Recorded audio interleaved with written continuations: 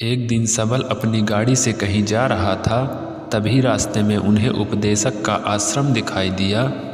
वह रुका और गुरु के पास जाकर बोला, संत, आपने मुझे मेरे पास आने के लिए कहा था।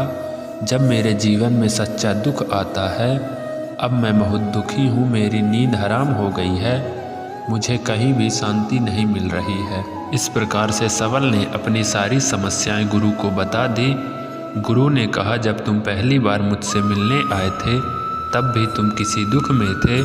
अपने उस दर्द से क्या सीखा? सबल ने कहा कि सिर्फ सोचने और चिंता करने से कुछ नहीं होता। आपकी दृष्टि को सच करने के लिए यह कार्रवाई करता है।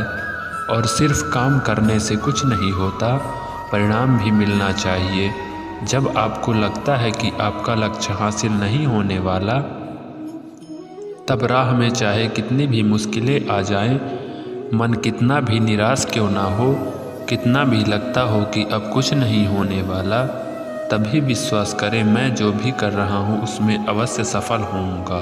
लोग केवल सफल लोगों का सम्मान करते हैं, कोई कितना भी अच्छा क्यों ना हो, वह हमेशा लोगों की नज़र में बोझ बने रहते हैं।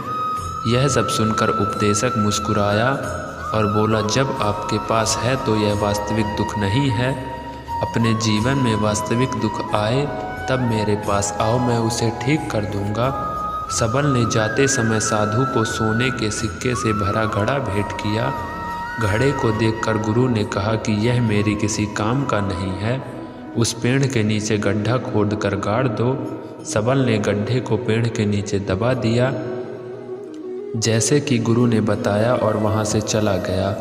कुछ दिनों से कारोबार ठीक चल रहा था, लेकिन व्यापार के गलत तरीके के कारण धीरे धीरे उसे व्यापार में घाटा होने लगा। उसकी सारी दौलत धीरे धीरे खत्म होने लगी और एक दिन ऐसा आया जब उसके पास कुछ भी नहीं बचा और उस पर कर्ज का बोझ चढ़ गया। परंतु वह निश्चिंत था, क्योंकि उसने अपना सारा कर्ज अपने दोस्तों से लिया था। उसने सोचा कि उसके दोस्त बुरे वक्त में उसके साथ खड़े रहेंगे, लेकिन ऐसा कुछ नहीं हुआ। जैसे ही बुरा वक्त आया, दोस्त पहले उससे कर्ज मांगने लगे। अगर उसने कर्ज नहीं लौटाया, उन्होंने उसे जान से मारने की धमकी भी दी थी। उनके सभी शुभचिंतक और प्रियजन उससे दूर हो गए। उसके दोस्त जो उसके साथ मस्ती किया करते थे, अब उससे दूर भाग रहे थे। उसका परिवार उसकी गलतियों और कमियां गिनाने लगे। उनकी सारी संपत्ति नीलाम कर दी गई, उसके पास कुछ भी नहीं बचा था। जब उसने अपने पिता से मदद मांगी, पिता ने कहा कि मेरे पास थोड़ी सी संपत्ति है, मैं तुम्हारी माँ को क्या कहूँगा। अगर मैं तुम्हें दे दूँ तो यह संपत्ति हमारा अंतिम उपाय है। सबल के मन में गहरा दुख छा गया।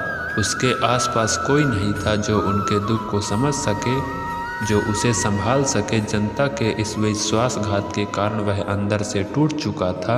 वह सोचने लगा कि अब जीने का क्या मतलब, अब मौत ही मेरा सहारा है। वह आत्महत्या करने के लिए पहाड़ी पर जा रहा था। तब से उसे याद आया कि उस शिक्षक ने उससे कहा था, मेरे पास आओ जब तुम्हारे जीवन में वास्तविक दुख हो। सबल गुरु के पास गया और अपनी सारी व्यथा सुनाई। आंखों में आंसू लिए उसने कहा, गुरुजी, मेरे दुख का निवारण कीजिए। गुरु ने कहा, जब जीवन में असली दुख होता है तब मेरे पास आ जाना, मैं इसे ज़रूर ठीक करूँगा। सबल ने कहा कि ये क्या हो रहा है, मेरी ज़िंदगी में अभी दुख नहीं तो आखिर असली दुख क्या है। गुरुजी ने सबसे कहा कि पहले आप मुझे बताओ, अपने अपने दुख से क्या सीखा। सबल ने कहा, मैंने वह सीखा, जो लोग हमारे जीवन में आते हैं वह हमारी सफलता और प्रगति के कारण वो हमें धोखा ज़रूर देंगे, क्योंकि बुरे समय में वे हमारे साथ नहीं खड़े होंगे। वे अच्छे समय में ही हमारा फ़ायदा उठाएंगे और बुरे समय में हमें छोड़ देंगे।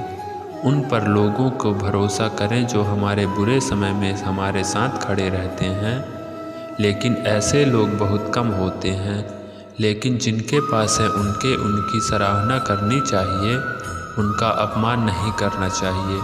मैंने कभी भी किसी के खिलाफ साजिश नहीं रखना चाहिए।